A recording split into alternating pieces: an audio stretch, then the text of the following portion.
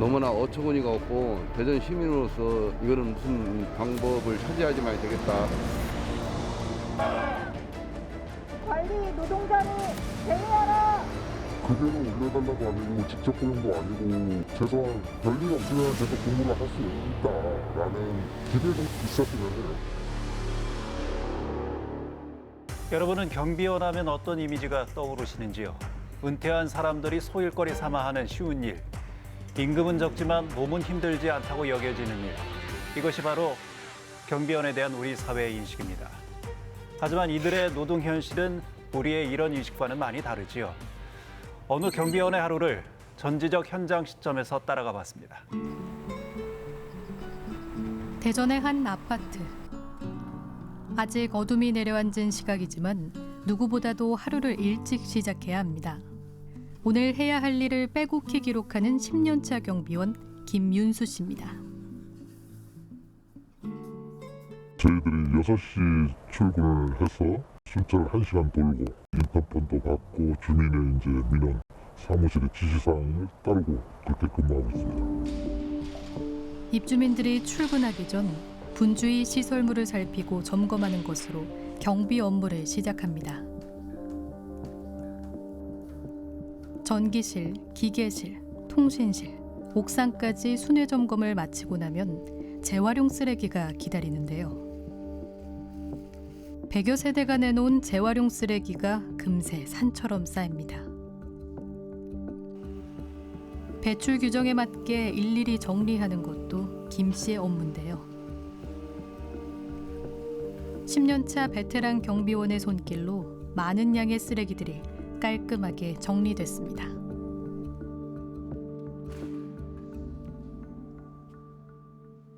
분리수거라든가 횡단보도에서 어린이 등교, 차량 소통, 또 작업시간이라든가 이런 게 있기 때문에 정확하게 몇 시서 일하고 몇 시까지 쉬고 딱딱 이렇게 정해지지는 않고 그렇게 근무를 하고 있습니다.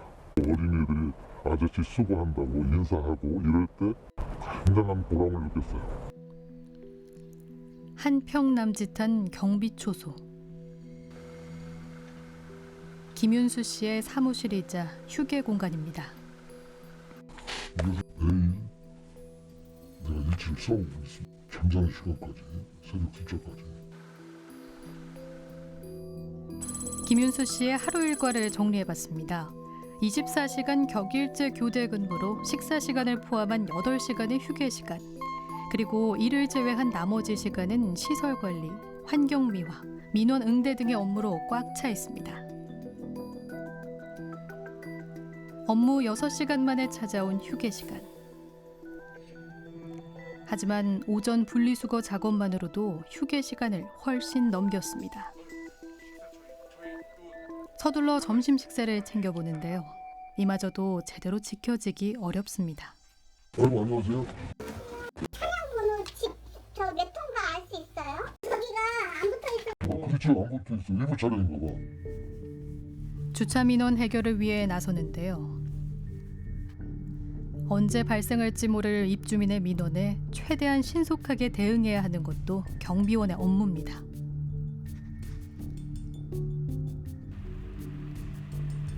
별다른 지시가 없어도 수시로 아파트 단지 곳곳을 청소하고 혹 입주민에게 불편한 사항은 없는지 확인합니다. 10년을 넘게 해온 일이지만 여전히 적응하기 힘든 것들이 있습니다. 주민은 휴게 시간인지 무엇인지 알지 못하고 야, 왜 잠만 자느냐? 경비 새끼들이 왜 잠만 자느냐?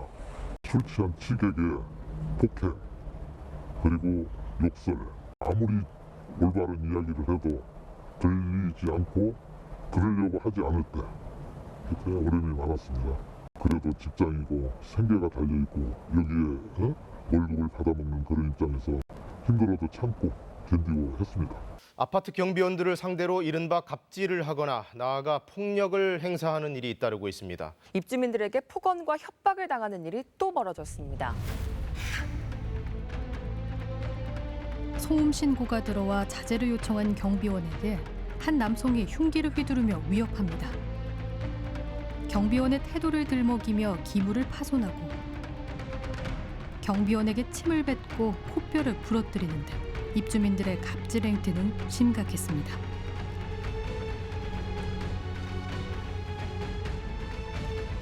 한 실태조사에 따르면 경비원 4명 중 1명꼴로 폭언과 인격모독을 당하고 있습니다. 이런 비인격적인 대우에도 경비원들이 항의하지 못하는 데엔 이유가 있습니다. 하는 그 동료들과 뭐가 문제점인지 대화를 나눠보고 했는데 제일 불안이 생기는 것은 고용 계약입니다. 그 기간이 닿으면 그만둬야 하는구나. 착착하게 먹구름처럼 밀려올 때는 가슴이 저려옵니다. 아파트 경비원 계약을 보면 경비원의 사용자는 경비 용역업체. 하지만 경비원은 관리사무소, 입주자 대표, 입주민들의 업무 지시를 모두 따르고 있는 상황입니다. 이른바 갑질 행위에 대해 경비 용역업체는 어떤 입장일까? 우리가 좋다고 하고 또 관리소 데리고 가서 소장님이 좋다고 해야 계약서 쓰고 있는 근무를 하는 겁니다. 밀무람 자를 수가 있고 관리사무소에서 시키는 일 하면 되는 거예요. 대초 작업하고 재활용 분류, 수거, 청소 뭐 이런 거 하는 일이 그거예요.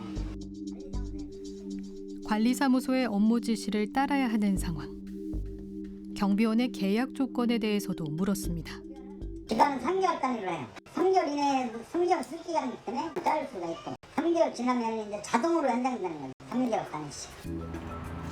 제작진은 아파트 경비원들을 만나 계약 관계를 조사해봤습니다.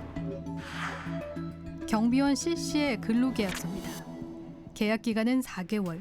하지만 근로계약 만료 전이라도 사업장의 사정에 따라 계약을 해지할 수 있다고 명시돼 있습니다. 용역업체들도 굉장히 많잖아요.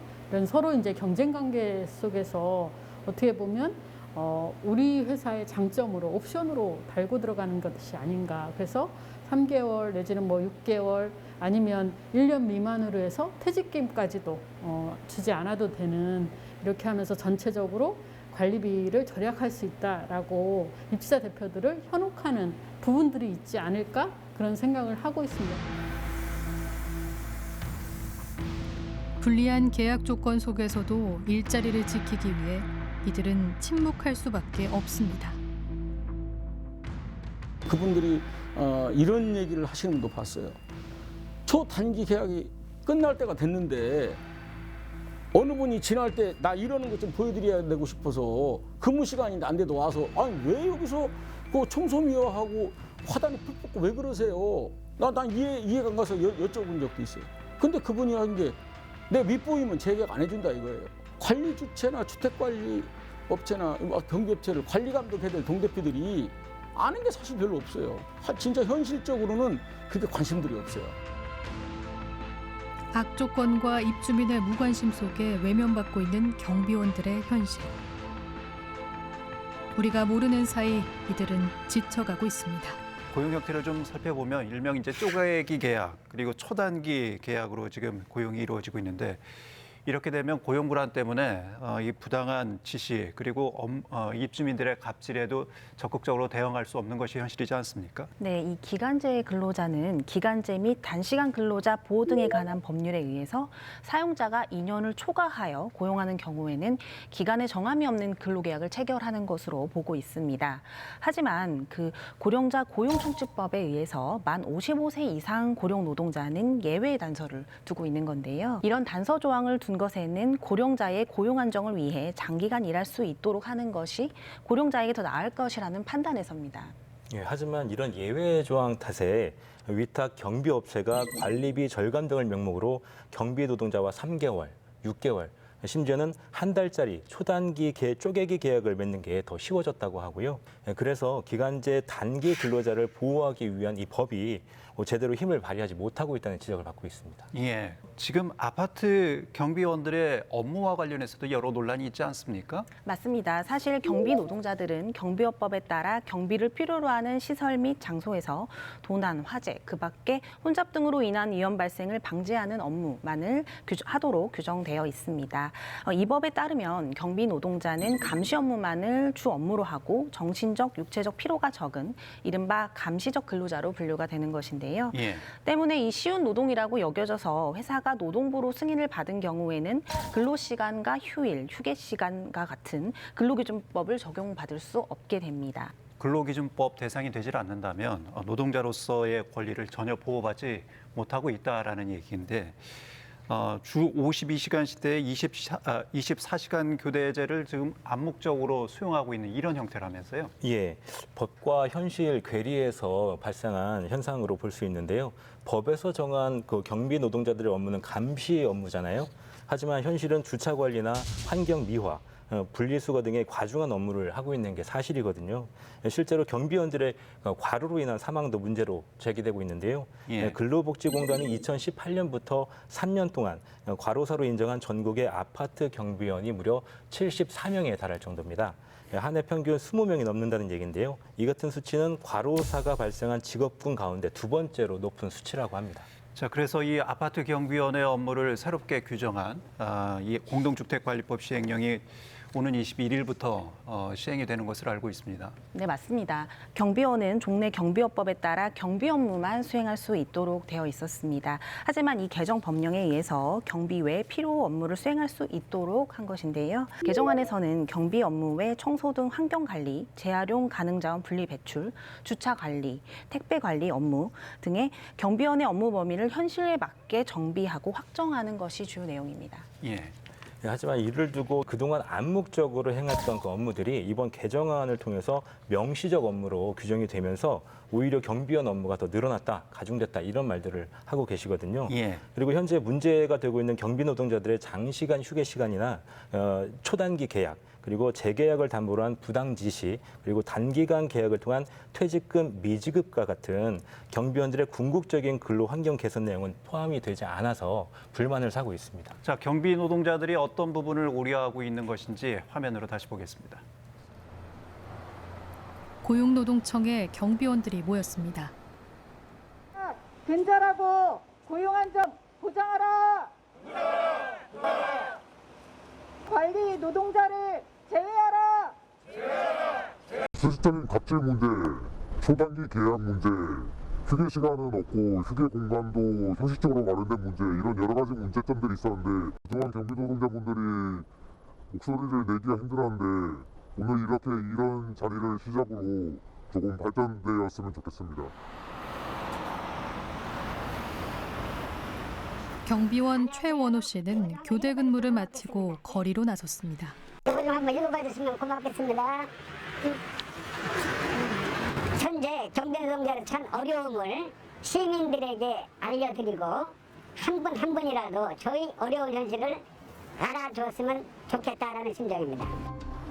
하지만 지금 이 순간에도 경비원들의 처우는 나아지지 않는 상황인데요.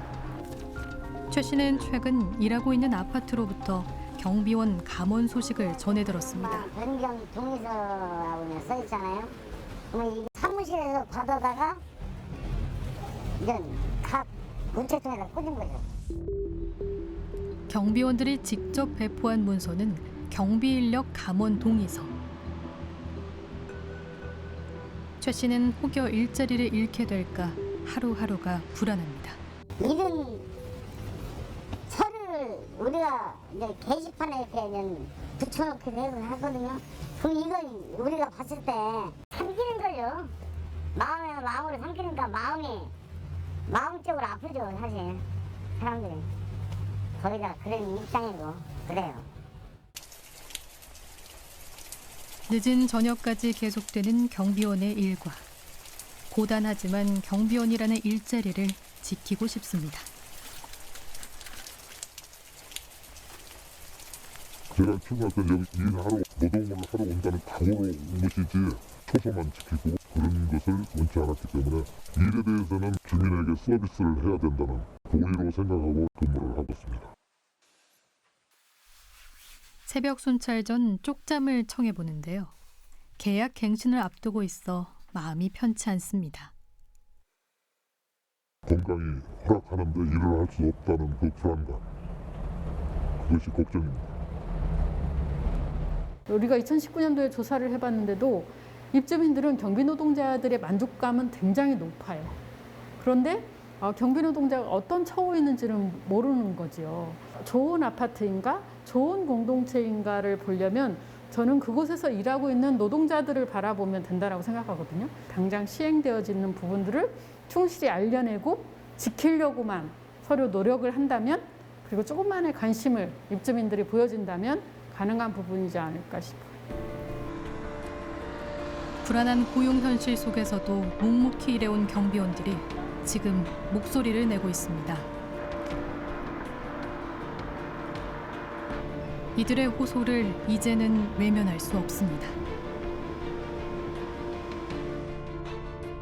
급여를 올려달라도 아니고 뭐 직접 고용도 아니고 최소한 별일 없으면 계속 근무를 할 수 있다라는 기대 정도를 할 수 있었으면 해요. 우리 아파트가 제일 깨끗하고 대전에서 제일 모범 아파트다. 이런 신념을 가지고 있습니다. 내일 그만두고 6개월 후에 그만두나 했더라도 그런 생활을 앞으로 계속 할 거예요. 신성우 기자, 네. 공동주택관리법 시행이 이제 21일부터 시작이 되는데 경비 노동자들이 구체적으로 어떤 점들을 우려하고 있는지, 또 거리로 나선 이유가 무엇인지 이 부분을 다시 한번 정리를 해야 될 것 같습니다. 네, 이번 시행령 개정안이 우리 사회 약자 계층인 경비 노동자들의 숨통을 그나마 좀 틔워주리라 이렇게 기대를 했었는데, 현실은 용역업체와 사용자만을 위한 개정이 되고 있다는 게 경비 노동자들의 주장입니다. 이들이 요구하는 주장을 두 가지 정도로 요약을 해보면요. 먼저 감시 단속직에서 제외를 시켜달라, 이게 하나였습니다. 경비라는 이름 때문에 근로기준법 적용 대상에서 제외돼서 법적 보호를 받지 못하고 있는데, 원칙적으로는 경비 외 관리 업무를 겸직하고 있는 만큼 경비는 감시 단속직에서 제외되면 근로기준법에 적용을 받을 수 있기 때문에 노동자로서 마땅히 누려야 할 권리를 다시 되찾을 수 있다는 얘기입니다. 네, 그런데 사실상 그렇게 되면 인건비가 올라가서 비용 부담의 우려가 생길 수 있습니다. 그래서 이들은 현행 24시간 근무제를 개편해서 관리비 부담은 줄이고 고용 안전은 높이는 방식을 요구하고 있습니다. 이에 대해 고용노동부는 현재의 문제점을 공감하고 근무 체계를 개편하도록 현장 지도 중에 있으며 근무 방식 개편 사례 안내를 마련해서 적극적으로 안내하고 홍보할 계획이라고 입장을 밝힌 바 있습니다. 예. 초단기 계약 근절을 위한 대책을 마련해달라는 게 이들의 또 하나의 목소리인데요. 대부분 분들이 극도의 불안정한 고용 상태에 빠져서 부당한 업무 지시나 비인격적인 대우에도 그저 참고 일할 수밖에 없기 때문입니다. 예. 고용 안정의 취지를 살릴 수 있는 대책 마련이 필요할 것 같습니다. 네, 이에 대해서 고용노동부는 당장의 해결은 어려우나 이번 사태를 통해 문제를 인식했고 더 이상 피해자가 나오지 않도록 해결책을 논의하겠다며 제작진에게 입장을 밝혔습니다. 예. 2019년 기준 우리 국민의 약 77%가 공동주택에 거주하고 있습니다. 그리고 이곳엔 아무도 주목하지 않지만 묵묵히 주민의 안전과 편리를 위해 부단히 애쓰고 있는 경비 노동자들이 오늘도 그 자리를 지키고 있습니다. 더 이상 경비 노동자라는 이유만으로 그들의 정직한 노동이 인정받지 못하는 일이 없어야 할 것 같습니다. 대전 세종 충남 지역민들의 따뜻한 관심과 제보로 만들어지는 시사인 대세남, 전화와 이메일을 통해 여러분의 제보를 기다리고 있습니다.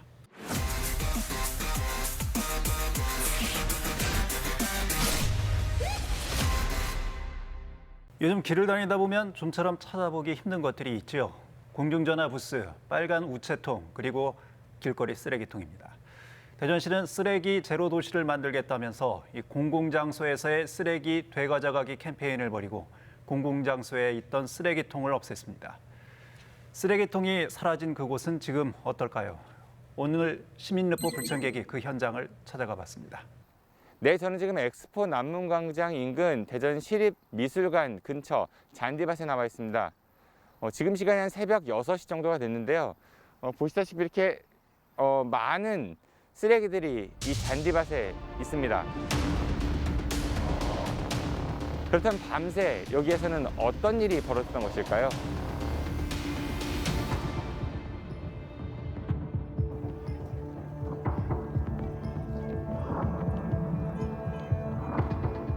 코로나가 장기화되면서 지친 시민들이 야간에 이곳에 모여서 음식과 술을 즐긴다고 하는데요.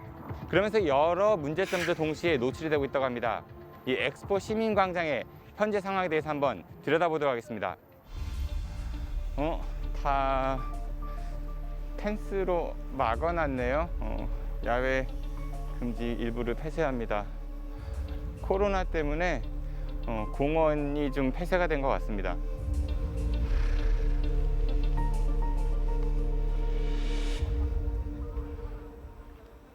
네, 저 광장 쪽이 일단 폐쇄가 돼가지고요. 일단 한빛탑 광장, 그 한빛광장 앞쪽으로 한번 좀 가보도록 하겠습니다.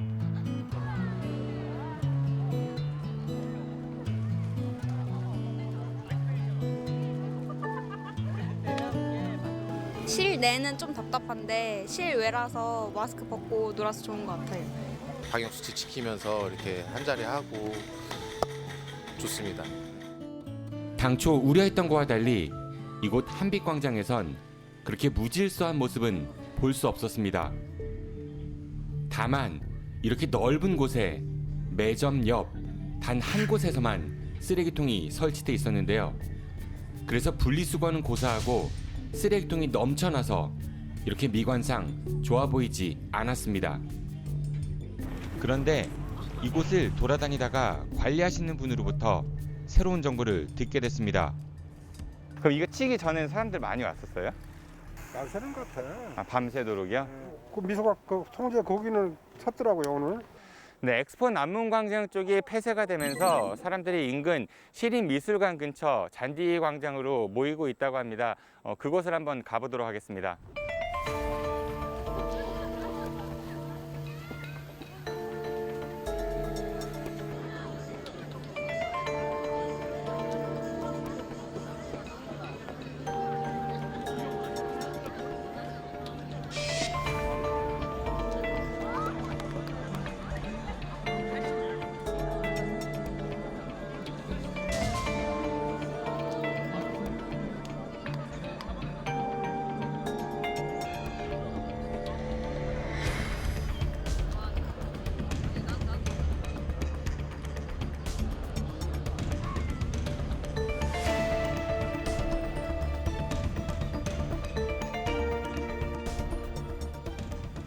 아이고, 이렇게 쓰레기들을 보면은 이렇게 새들이 많이 와서요.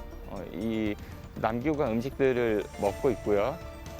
보시면은 이렇게 술을 마신 흔적들도 확인할 수 있고.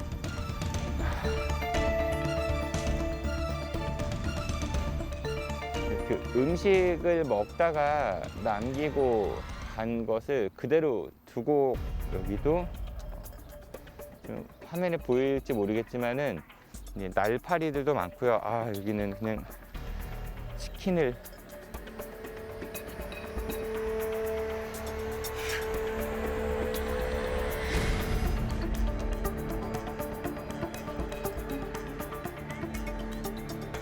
보시면은 이 잔디밭 말고도요, 이렇게 길거리에도 쓰레기들이 있고 담배꽁초 많이 보이시죠?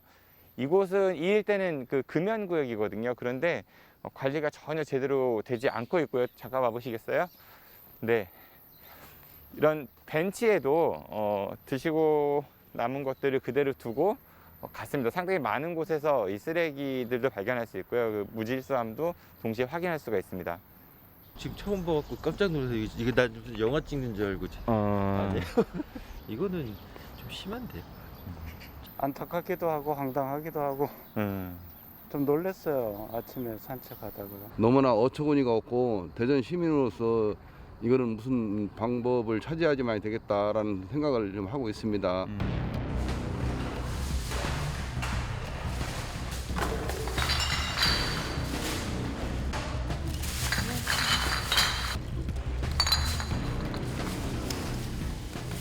너무 힘들어서요. 저희 여기 예술의 전당 미화인데 저희들이 와갖고 여기를 다 청소를 하는데 진짜 너무해요. 시민 의식이 완전 0이에요.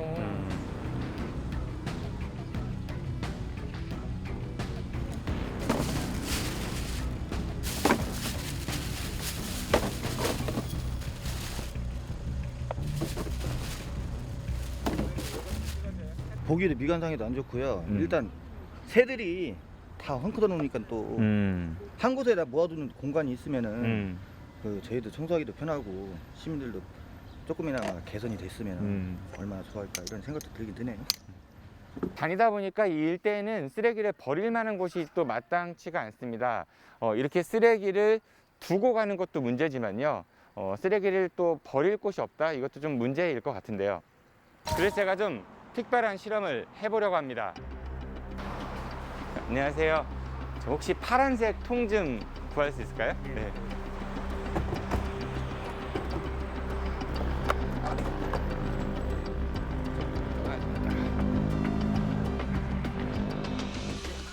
네, 고맙습니다. 이렇게 하면 될 것 같아요.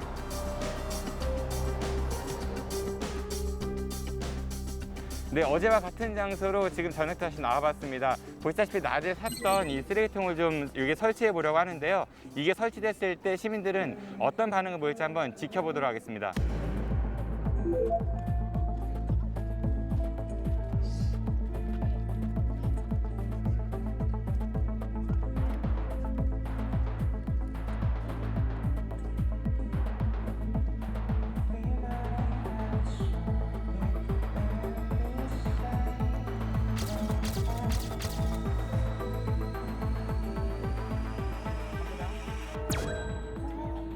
인터뷰. 이런 거 약간 뭐 몇 미터 간격으로 하나씩 있으면은 되게 좋을 것 같아요. 깨끗하게 공원 사용할 수 있을 것 같아요.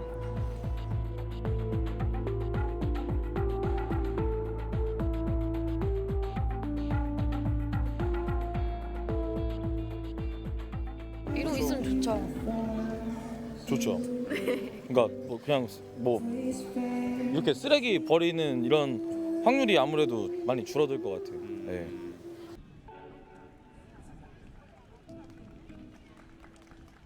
네, 저희가 밤사이 설치해 놓은 이 임시 쓰레기통입니다. 네, 보시다시피 이렇게 분리수거는 제대로 되지는 않고 있지만요. 그래도 쓰레기가 퍼지지 않고 한 곳에 모이는 그런 효과는 좀 볼 수 있다. 이렇게도 볼 수 있을 것 같습니다. 물론 자기가 가져온 쓰레기는 되가져가면 되지 않느냐 이렇게 말할 수 있습니다. 하지만 그게 말처럼 쉽지만 않은데요. 그렇다면 공공장소에서의 쓰레기통 설치 확대, 이에 대해서 대전시는 어떻게 생각하는지 한번 들어보도록 하겠습니다.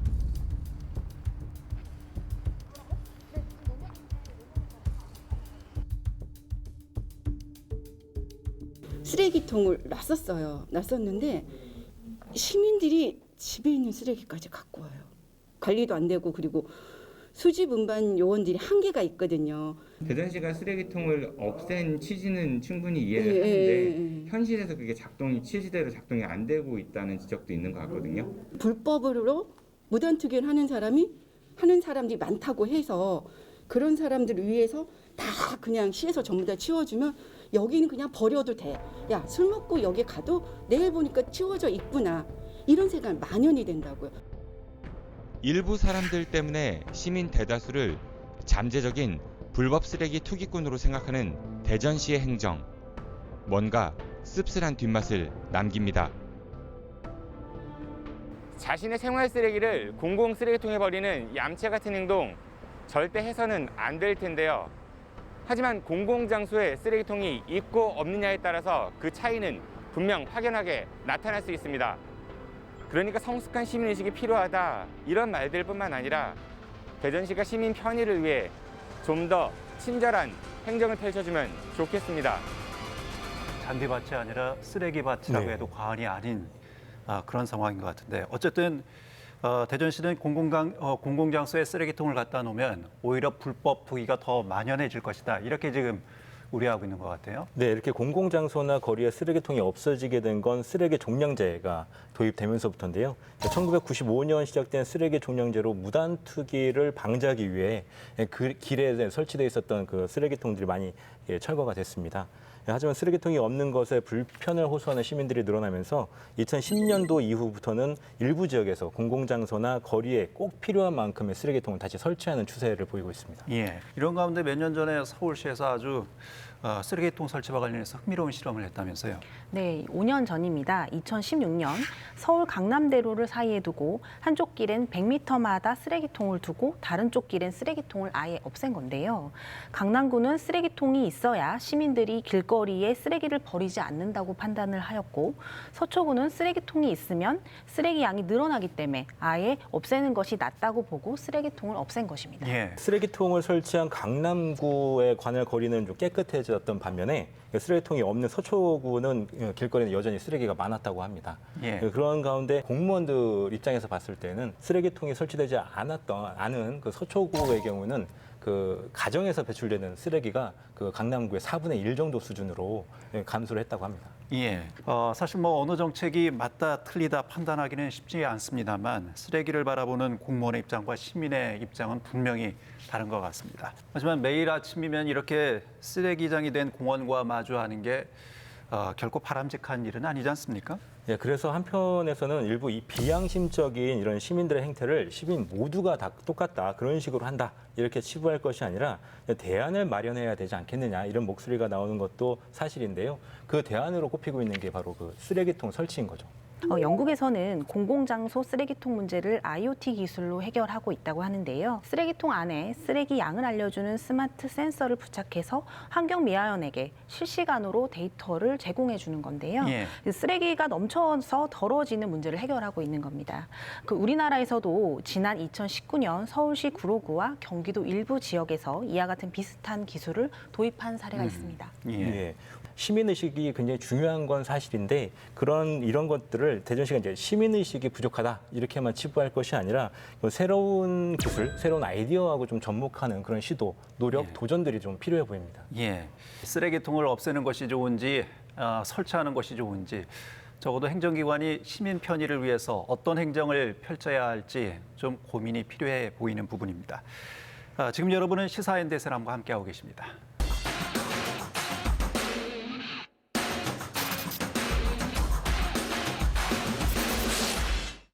요즘 대전의 택시 기본 요금은 3,300원입니다.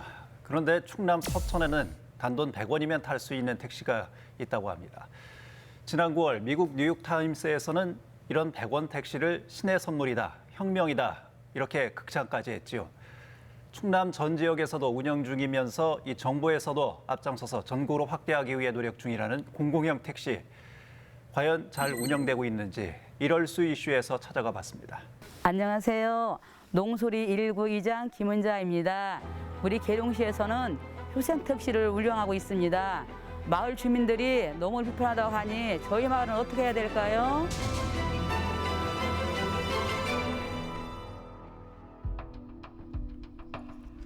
충남 계룡시 두마면 농소리. 이곳 주민들이 대중교통 이용에 어려움을 겪고 있습니다.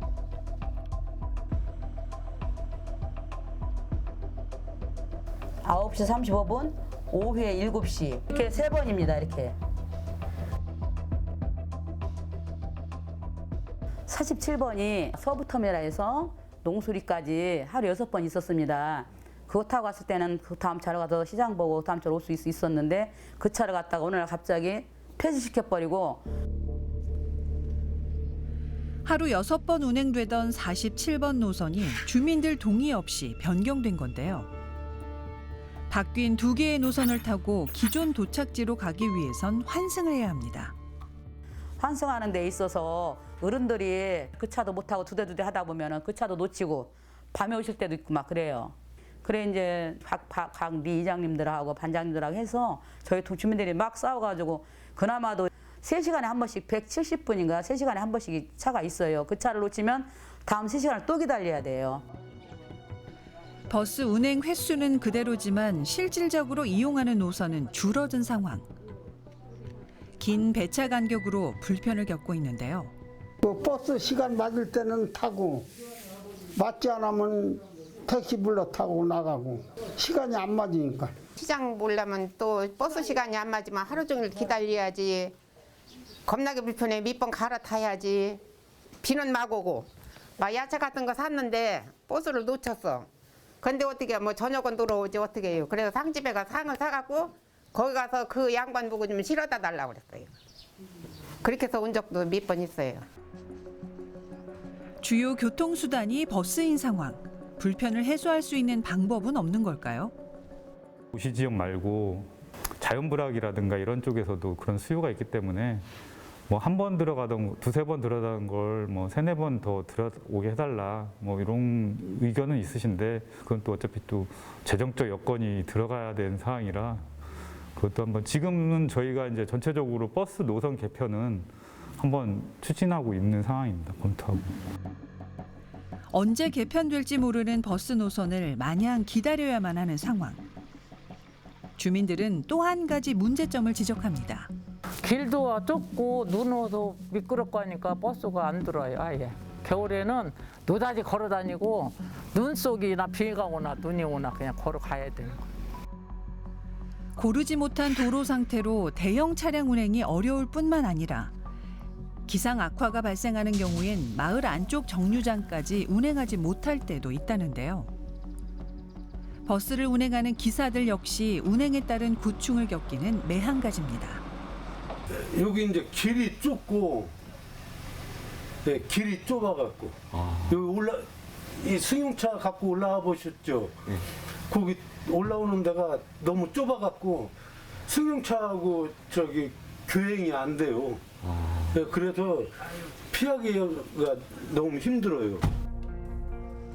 줄어든 노선에 긴 배차 시간을 감수해야 하고 현재 버스 운행마저 확실하지 않아 불안한 주민들. 버스 운행 상황에 따라 발이 묶이게 될 수 있습니다. 주민들은 버스를 대신할 교통수단이 필요합니다. 버스가 그렇게 못 들어올 때는 대체 수단으로 택시에도 탈 수 있게 좀 해줘야지. 저희들은 그러면 여기서 그냥 꼼짝 못하게 그냥 마을서 있으라는 얘기인지 볼일 봐도 병원도 가지 말고 있으라면 죽으라는 것밖에 더 됩니까? 그러니 그 대책으로 택시를 좀 타게 좀 마음대로 타게 있게 시에서 좀 신경 좀 써줬으면 좋겠습니다. 대중교통 이용이 어려운 농어촌 주민들을 위한 대안으로 농촌형 교통 모델 사업이 있는데요. 이 중 공공형 택시는 요금 일부를 지자체가 지원해 버스 요금 수준에서 택시를 이용할 수 있는 제도로 2013년 서천과 아산을 시작으로 현재 15개 시군 모두 운영 중입니다. 계룡시에도 2017년 공공형 택시를 도입했는데요. 하지만 타 시군과 다른 수혜자 기준을 두고 있습니다. 교통 취약 지역 주민을 대상으로 하는 게 아니라 계룡시에 거주 중인 고령의 독거노인이 기준으로 75세 이상의 연령 제한과 함께 복잡한 추가 조건까지 필요하다는 겁니다. 70 이상 되신 분 한번 손 한번 들어보시겠어요?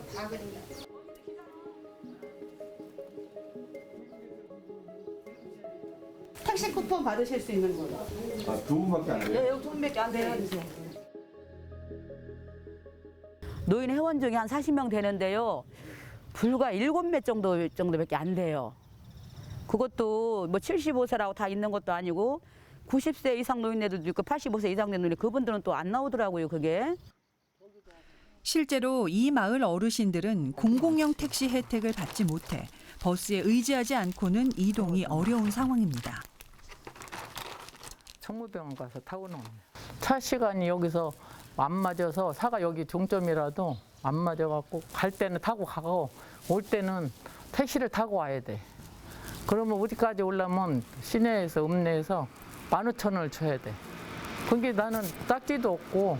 저희도 이제 처음에 이것을 기획하고 할 때는 이제 서천이라든가 뭐 이런 것을 감안해가지고 만들었지만 막상 저희 쪽하고 이게 접목을 하려다 보면 이제 대중교통 오지라는 게 없어가지고 저희 쪽에서는 그러면은 어느 정도 대중교통 버스라든가 택시를 이용하기 어려우신 노인분들, 어르신분들한테 교통약자분들한테 제공해 드리는 그런 서비스로 가자 해가지고 그렇게 하게 됐습니다. 교통 취약 지역이 없기 때문에 교통약자에게만 서비스를 제공하고 있다는 계룡시의 입장. 하지만 주민들의 생각은 다릅니다. 저희 동네는 계룡시기는 하지만 정말로 오집니다. 혜택을 제대로 못 받, 시민으로서 혜택을 제대로 받지 못하고 있습니다. 시골에 자연불하게 산다는 조건 이유로 그 하나만으로 모든 게 지금 혜택을 받고 있지 못하고 있습니다. 이 기회에 동등한 권리를 받았으면 좋겠고 동등하게 대우를 받았으면 좋겠습니다.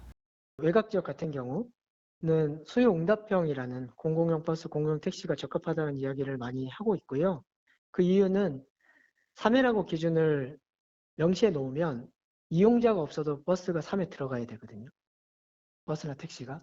그렇게 되면은 이게 이제 이용자가 없이 버스가 운행되면 이게 다 세금으로 운행되는 부분이 있기 때문에 이용자가 있을 때만 서비스를 제공하는 공공용 버스, 공공용 택시가 그런 지역엔 좀 더 적합하다.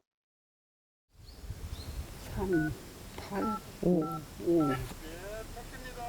여기 신말길이요. 여기 농소리 일고 거기 쭉 올라오면은 다리 건너 올라오면 여기 소막 있잖아요. 아껴둔 쿠폰으로 택시를 부른 유순길 어르신. 거동이 불편한 어르신에게 공공용 택시는 없어서는 안 될 중요한 이동 수단입니다. 각 동네를 이렇게 돌아다녀 보면 사실 지금 촌에는 이 노인 양반들이 굉장히 많습니다. 사실 그 버스를 못 타시는 분이 계세요. 그게 또 어떤 사람들은 택시도 타고 버스도 무료 버스도 타고 다니시고 그러는데 이 다리가 아파서 수술을 하시고 그래가지고 이 버스를 못 타시는 분한테 이 파악을 해서 효성카드 저기를 표를 좀 더 줬으면 하는 바람이에요. 여기서 뭘 사도 이게 다리 떨려서 나오던데. 아이고. 예, 고맙습니다. 주민들의 발이 되어주는 공공용 택시. 하지만 혜택을 받는 어르신조차 택시를 이용할 때마다 몇 번을 고민해야 합니다. 택시 타고 오면 좋지 뭐. 택시 타고 오면 좋은데 몇 개 안 돼서 뭐 급할 때 어떤 때나 쓰지. 저 마실 때가 더 많아요. 아껴서 석 달 쓰려면 모자라요. 한 달에 다 쓸 때도 있고 어떻게 한 달 조금 넘게 쓸 때도 있고 그냥 그래요. 뭐 물리치료하러 가야지 뭐 주사 맞으러 가야지 뭐 그러니까. 계룡시 공공용 택시 쿠폰은 분기별로 12장을 제공해 한 달에 넉 장꼴로 왕복에 2장을 소비하면 이틀밖에 사용하지 못합니다. 게다가 6,000원이 넘는 추가 금액은 이용객 부담이죠. 쿠폰 양을 늘린다던가 뭐 이런 거 관련해서는 좀 예산이 수반되고 뭐 하는 수반되는 것도 있기 때문에 원하시는 분들이 많이 계시고 그런 더 활동이라든가 뭐 이런 것을 하기 위해서 그렇게 말씀을 하신다고 하시면 한번 좀 검토해 보도록 하겠습니다. 공공용 버스, 공공용 택시는 수익 사업이 아닙니다. 그래서 수익 사업 관점에서 접근하는 것이 아니라 교통 복지 사업으로 이제 접근해야 되는 것이 필요하고요. 이 대중교통 취약 지역, 대중교통 소외 지역 주민의 발과 같은 역할을 하는 그 공공성이 굉장히 중요한 사업이기 때문에 공적 자원의 투입이 지속화되어야 합니다. 농촌의 교통 불편이 당연하게 여겨지지 않도록 누구나 언제 어디로든 편하게 이동할 수 있도록 교통 취약 지역을 배려하는 지자체의 노력이 필요하지 않을까요? 우리 마을 주민들이 효성택시 이용함에 있어서 아무런 불편함이 없이 개선해 주셨으면 좋겠습니다. 이 계룡시의 공공용 택시 이용 대상이 타 지역과 이렇게 다른 이유는 어디에 있습니까?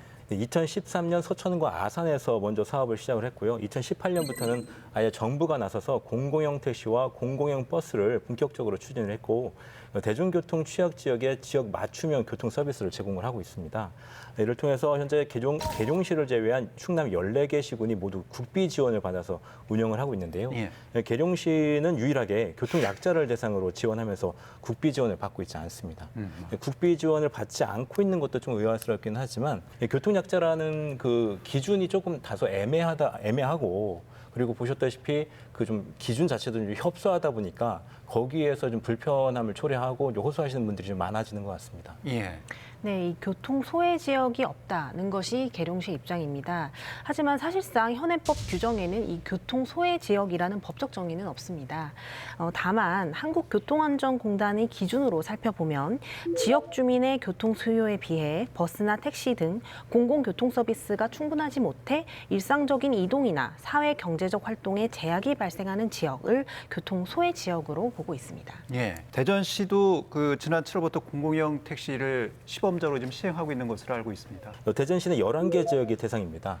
본인 부담금은 시내버스 요금하고 똑같은 1,250원으로 비교적 저렴한데요. 여기 이용자가 부담한 금액을 제외한 나머지 금액은 대전시가 지원을 하고 있습니다. 네, 사실 지자체마다 이 형편에 맞게 정책을 마련하다 보니까 어느 것이 정답이다라고 말할 수는 없겠습니다. 하지만 이용자들이 오히려 소외감을 느끼고 불편을 겪고 있다면 개선이 필요하지 않나 싶습니다. 좋은 취지로 만들어진 정책인데 그 장기적으로 운영되면서 많은 분들이 혜택을 받을 수 있기 위해서는 좀 더 체계적인 접근이 필요할 것으로 보입니다. 구체적인 법적 근거와 판단 기준을 뚜렷이 정하고 재정 지원의 절차, 지원 수혜자의 책임과 권리 등에 대한 입법적 논의가 필요한 시점이라고 생각합니다. 예, 해외 언론으로부터 신의 선물이라 극찬을 받은 대권 택시는 이윤과 효율성만을 강조하는 시장 논리로는 해결할 수 없는 공익적 가치가 있음을 분명하고도 명확하게 보여줍니다. 농촌이라고 해서, 가난하다고 해서, 또 사회적 약자라고 해서 최소한의 안락한 삶을 누릴 수 있는 시민적 권리가 침해받을 수는 없습니다. 모든 국민이 차별받지 않고 인간의 존엄성과 행복한 삶의 권리를 보장받는 국가, 바로 우리가 지향해야 할 따뜻한 복지국가의 모습이 아닐런지요. 시사인 대사남 다음 주에 뵙겠습니다.